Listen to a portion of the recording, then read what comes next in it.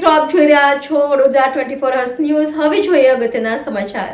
વડોદરા મહાનગરપાલિકાની વડી કચેરી ખાતે નવા ડેપ્યુટી મ્યુનિસિપલ કમિશનર વહીવટ કેતન પી જોશીના અધ્યક્ષસ્થાને તમામ વિભાગના અધિકારીઓના પરિચયની સાથે તથા સંકલન બેઠક તથા વડોદરા મહાનગરપાલિકાની તમામ વિભાગની કામગીરીની વિસ્તૃત માહિતી અંગેની બેઠક યોજાઈ।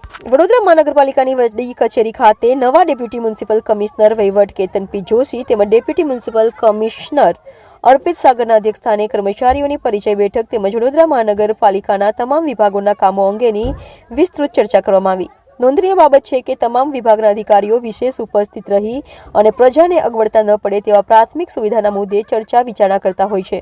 આજની મળેલી બેઠકમાં વડોદરા મહાનગરપાલિકાના ડેપ્યુટી મ્યુનિસિપલ કમિશનર અર્પિત સાગર, ડેપ્યુટી મ્યુનિસિપલ કમિશનર વહીવટ કેતન જોશી, ચારે ઝોનના ડેપ્યુટી મ્યુનિસિપલ કમિશનર, ચારે ઝોનના આસિસ્ટન્ટ મ્યુનિસિપલ કમિશનર તથા તમામ કાર્યપાલક એન્જિનિયરો, વડોદરા મહાનગરપાલિકાની વડી કચેરી ખાતેના તમામ વિભાગના અધિકારીઓ વિશેષ ઉપસ્થિત રહ્યા હતા। વડોદરા મ્યુનિસિપલ કોર્પોરેશનની જે સંકલન મીટિંગ માનનીય કમિશનર સાહેબના અધ્યક્ષસ્થાને મળે છે તેમાં આજરોજ વિવિધ પ્રોજેક્ટ્સ ઝડપથી પૂર્ણ થાય, એમાં ડીલે ના થાય, ખાસ કરીને સ્વચ્છતા સર્વેક્ષણ, સફાઈની કામગીરી અને જે પ્રોજેક્ટ્સ ચાલે છે એના વિના વિલંબે ઝડપથી પ્રક્રિયા હાથ ધરાય અને મહત્તમ લોકોને સુખાકારી માટે સવલતો ઊભી થાય તે પ્રકારની સૂચનાઓ આપવામાં આવી છે। ખાસ કરીને વાત કરીએ તો પ્રાથમિક સુવિધાને લઈને રોડ રસ્તા છે, પાણી છે, થઈ છે, એ લઈને કોઈ વિશેષ દરેક જે ચાલુ પ્રોજેક્ટ છે એમને ત્વરિત કામો પૂરું કરાવવા માટે તમામ ઝોનના એક્ઝિક્યુટિવ એન્જિનિયર અને વિવિધ